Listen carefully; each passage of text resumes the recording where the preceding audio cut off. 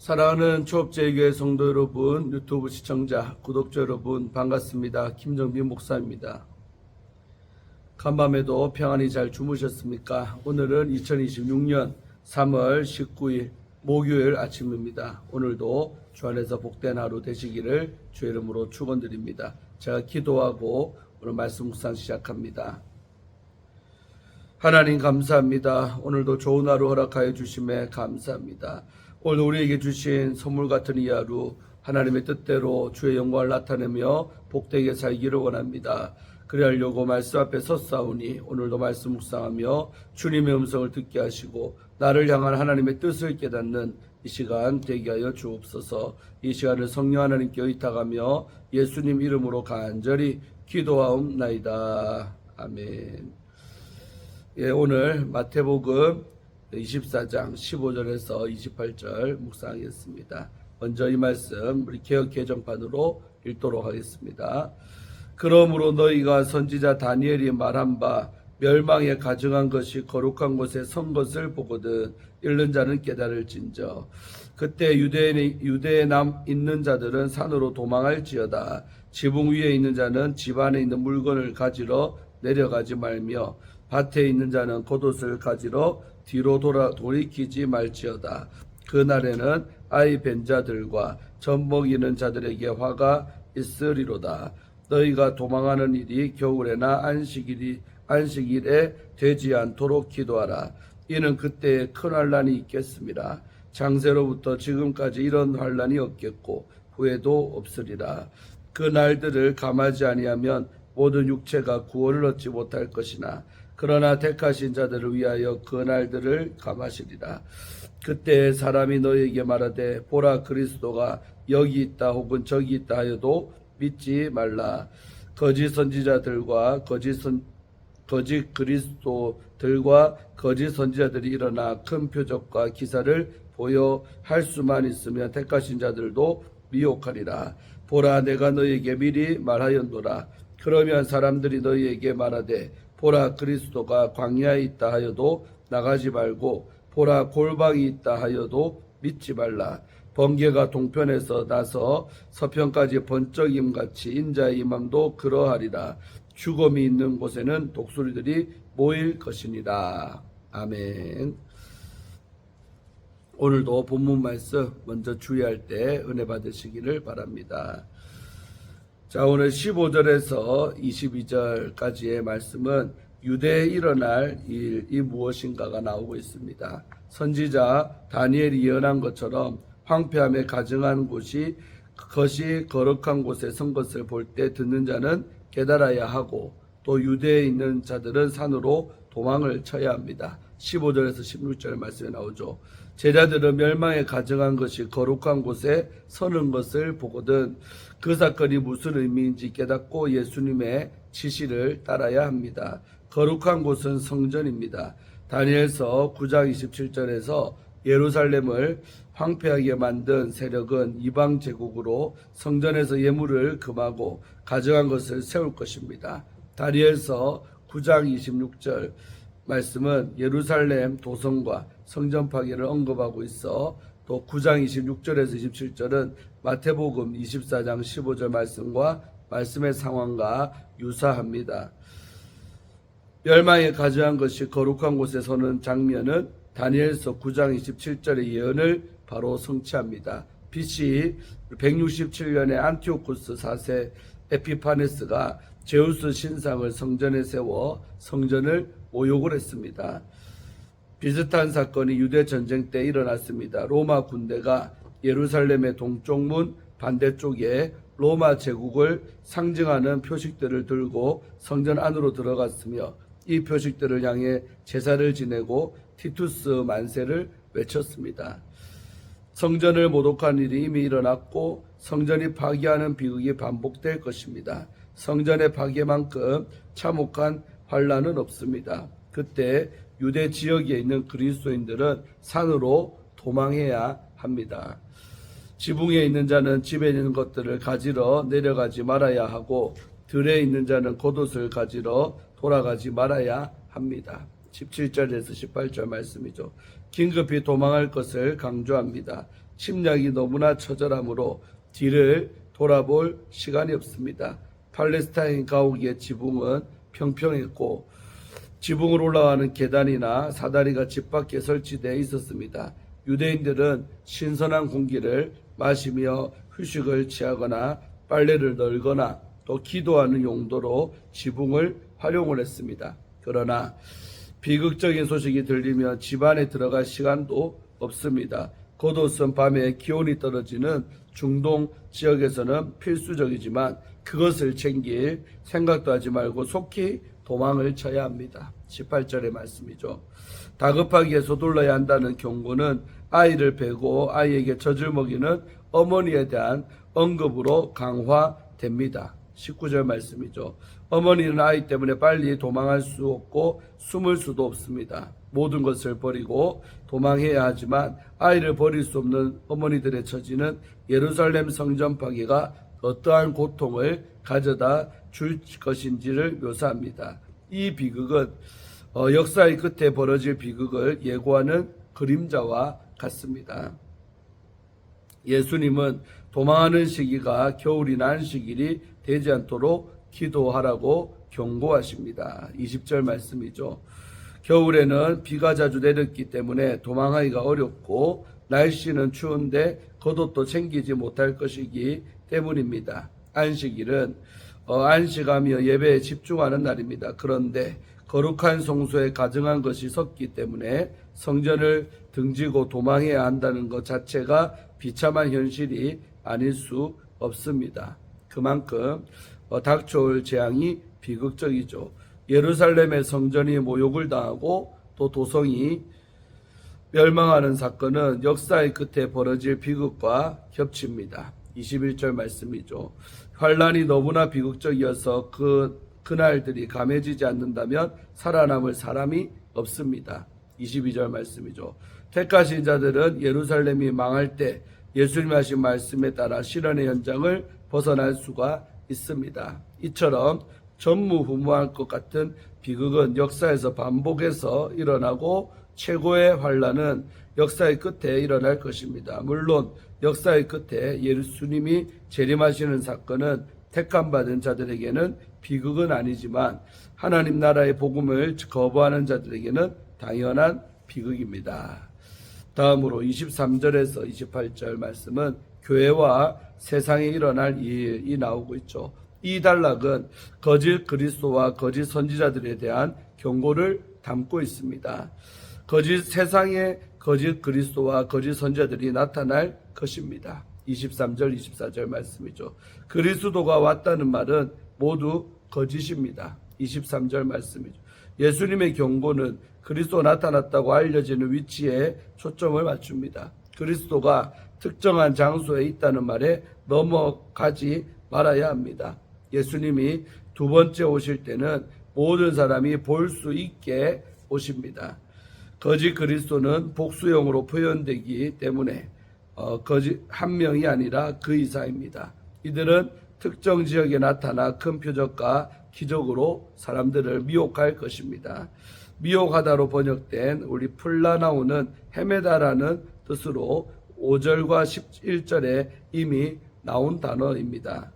거짓 그리스도와 거짓 선지자의 목적은 예수님을 믿는 사람들을 진리의 길에서 이탈하도록 유혹하는 것입니다. 특히 큰 환난과 같이 불안이 극심할 때 신자들은 이들의 가르침에 넘어가기가 쉽습니다. 예수님이 거짓 그리스도와 선지자들의 등장을 이미 경고하셨으므로 그런 상황이 오더라도 두려워하거나 이상하게 생각할 필요가 없습니다. 25절 말씀이죠. 그리스도가 광야나 골방에 있다는 말이 들리면 믿지 말아야 합니다. 26절 말씀이죠. 재림의 때에 예수님은 은밀히 오지 않으시기 때문입니다. 그분은 모든 사람이 볼 수 있게 오실 것입니다. 번개가 동쪽에서 나와서 서쪽까지 번쩍이는 것처럼 인자의 오심도 그와 같을 것입니다. 27절 말씀이죠. 인자의 오심은 번개처럼 나타날 것이므로 전 세계적이며 우주적입니다. 죽음이 있는 곳 마다 독수리들이 모일 것입니다. 28절의 말씀이죠. 독수리들이 죽음이 있는 곳을 놓치지 않고 몰려드는 것처럼 사람들은 인자가 오시는 장면을 볼 수밖에 없습니다. 다시 오실 예수님은 모든 사람이 볼 수 있도록 하늘의 모습을 보이실 것입니다. 살아가기 힘든 시대로 느껴지면 신자들마저 흔들리기가 쉽습니다. 거짓 그리스도와 거짓 선지자는 언제든지 등장하는데 특히 어려운 시대에 그들의 가르침은 큰 유혹으로 우리에게 다가옵니다. 교회가 가장 경계해야 할 점은 그리스도가 특정 지역에 온다라는 예고입니다. 이런 주장에 미혹되는 이유는 마치 시대의 고통을 피할 수 있는 길을 열어줄 것처럼 선전하기 때문이죠. 신자들은 고통과 고난을 이상하게 여기지 말아야 하며 인자의 오심은 전 우주적이고 이례적인 사건임을 기억해야 합니다. 재림은 초림과 다릅니다. 인자는 온 세상이 볼 수 있게 오실 것입니다. 아멘. 예, 우리 주예는 마쳤고요. 이어서 우리 마지막 날의 징조 속에서 믿음으로 사는 성도라는 주제를 갖고 함께 말씀을 은혜 받으시기를 바랍니다. 예수님은 제자들에게 마지막 때에 일어날 일들을 구체적으로 말씀해 주십니다. 성전의 무너짐, 또 큰 환난, 거짓 그리스도와 거짓 선지자들, 또 번개같이 임하실 인자의 오심까지 말씀하십니다. 이 말씀은 마지막 날을 향해 가는 지금 우리 신앙을 점검하게 합니다. 우리는 어떤 믿음의 자세로 이 징조들 속에서 살아가야 할까요? 마지막 날의 징조를 분별하며 말씀에 순종해야 합니다. 예수님은 다니엘 선지자 예언대로 멸망에 가증한 것이 거룩한 곳에 서는 때가 온다라고 말씀하십니다. 겉으로는 성전이 여전히 건재하지만 그 안에서 하나님을 거스르는 일이 일어나면 이미 심판이 시작되었다는 의미입니다. 예수님은 그때가 되면 유대에 있는 자들은 산으로 도망하고 지붕에 있는 사람이나 밭에 있는 사람은 집안의 소유를 챙기러 내려가지 말아야 합니다. 중요한 것은 그런 일들이 일어날 때 말씀을 기억하고 즉시 순종하는 것입니다. 사랑하는 성도 여러분, 우리에게도 이런 결단이 필요합니다. 더 지키고 싶은 자리, 붙잡고 싶은 것이 있지만 하나님이 내려놓으라, 방향을 바꾸라 말씀하실 때가 있습니다. 그때 머뭇거리며 겉옷을 챙기듯 이것저것 계산하다 보면 더 큰 영적인 위험에 노출될 수가 있습니다. 마지막 때를 살아가는 우리 성도는 징조에 휘둘리는 것이 아니라 징조를 통해 말씀을 기억하고 또 지체하지 않고 순종하는 사람입니다. 오늘도 주님이 주시는 마음에 즉시 순종하는 성도가 되시기를 간절히 소망합니다. 환난 가운데서도 주님의 주권을 우리는 신뢰해야 합니다. 예수님은 마지막 때에 크고 고통스러운 환난을 예고하십니다. 그러나 택하신 자들을 위하여 하나님이 그 환난의 날들을 줄이시리라고 하십니다. 환난은 성도에게 버거운 만큼 크고 무겁지만 하나님은 택하신 자들을 잊지 않으시고 그들의 신음과 눈물을 기억하시며 또 감당하지 못할 시험에 빠지지 않도록 붙들어 주십니다. 사랑하는 성도 여러분, 우리가 겪는 고난이 너무 고통스럽고 끝이 보이지 않을 때가 있습니다. 깨어진 관계, 또 건강 악화, 경제적인 어려움 속에서 하나님의 살아계심과 선하심을 의심하기도 합니다. 그러나 오늘 말씀은 고난 가운데 믿음으로 버티는 성도에게 하나님이 다 알고 계신다고 말해줍니다. 우리가 연약하여 하나님의 선하심을 의심할 때에도 하나님은 우리가 그 고난을 인내하고 이겨내도록 우리를 인도하고 계십니다. 그러므로 우리는 고난 속에서도 함께 하시는 하나님의 손을 깊이 신뢰해야 합니다. 환난 가운데서도 하나님의 선하신 손길을 의지하여 끝까지 믿음으로 승리하는 성도님들 되시기를 기도드립니다. 혼란한 시대 속에서 거짓을 분별하고 인자의 오심을 바라보아야 합니다. 예수님은 마지막 때의 사람들이 그리스도가 여기 있다 저기 있다 하더라도 미혹되지 말라고 우리에게 말씀하십니다. 거짓 그리스도와 거짓 선지자들이 큰 표적과 기사를 보이며 성도들을 미혹하리라고 경고하십니다. 그러나 주님의 재림은 소수만 하는 비밀 집회, 특정 장소에서만 경험하는 특별한 영적 체험이 아닙니다. 번개가 동쪽에서 서쪽까지 번쩍이는 것처럼 인자의 오심은 온 세상이 알 수 있는 분명한 역사라고 우리에게 말씀하십니다. 사랑하는 성도 여러분, 주님의 재림을 기다리는 성도는 눈에 보이는 현상보다 보이지 않는 복음을 의지합니다. 말씀 속에서 예수 그리스도를 굳게 붙들고 성령 안에서 분별력을 구하며 견고하게 믿음의 자리를 지켜 나갑니다. 거짓에 눌리지 않는 믿음으로 참되신 주님의 오심을 소망 가운데 준비하며 살아가시기를 소망합니다. 사랑하는 우리 초업제육의 성도 여러분, 유튜브 시청자, 구독자 여러분, 세상은 점점 더 불안하고 예측할 수 없는 방향으로 흘러가지만 주님은 모든 것을 아시고 우리에게 두려워하지 말고 깨어있으라고 말씀하십니다. 마지막 때의 징조 앞에서 말씀에 귀 기울이며 즉시 순종하는 성도, 환난 가운데서도 하나님을 신뢰하며 견디는 성도, 거짓 그리스도와 혼란한 소문 속에서도 말씀을 의지하여 인자의 오심을 소망하는 성도가 되시기를 축복합니다. 아멘.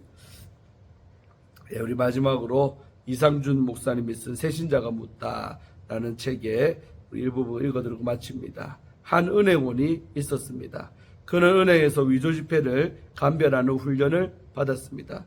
그런데 그 훈련이 좀 독특했습니다. 다양한 위조 지폐의 사례들을 배우는 것이 아니라 진짜 지폐를 철저하게 익히는 교육을 받았습니다. 진짜 지폐의 재질과 촉감, 또 인쇄 패턴과 빛깔을 반복해서 익혔습니다. 그러다 보니 어느 날 위조 지폐를 보면 그것이 가짜라는 것을 즉시 알아차릴 수가 있었습니다.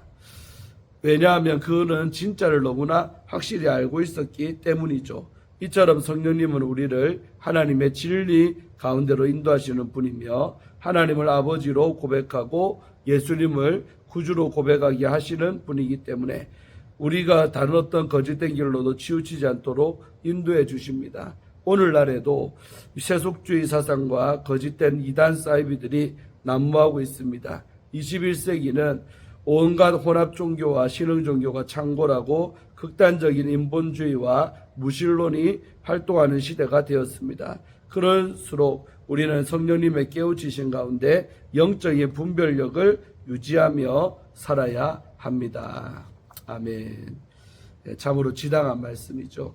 오늘도 이 말씀 묵상을 통해 스스로 깨달은 말씀들 또 레마의 말씀 받으신 줄로 믿습니다. 자, 기도하고 오늘 교태를 마치겠습니다.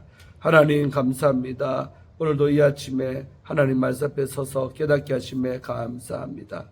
참으로 마지막 때를 살아가는 우리들 정말 깨어있지 아니하면 속기 쉽고 넘어지기 쉽고 또 아버지 미혹을 받기가 쉬운 세상입니다. 아버지 이 말씀 안에 기도 안에 늘 깨어있는 저희들 되게 하여 주셔서 시대를 분별하게 하시고 정말 우리 말씀처럼 정말 우리가 속아 넘어가지 않도록 늘 성령님의 도움을 구하며 살아가는 저희들 되게 하시고 정말 위조지폐 감별사가 거짓 위조지폐를 연구하는 것이 아니라 진짜 위조지폐를 보듯이 보아서 거짓을 분별하듯이 우리도 참되신 진리를 확실하게 내 것으로 알 때 정말 거짓을 분별하며 살고 또 속아 넘어가지 않을 줄로 믿습니다. 정말 진리를 따라가는 저희 모든 성도들 다 되게 하여 주시옵소서. 감사드리옵고 예수님 이름 받들어 간절히 축복하며 기도하옵나이다. 아멘. 할렐루야. 오늘도 주 안에서 좋은 하루 되시기를 주의 이름으로 축원드립니다. 내일 아침에 뵙겠습니다. 샬롬.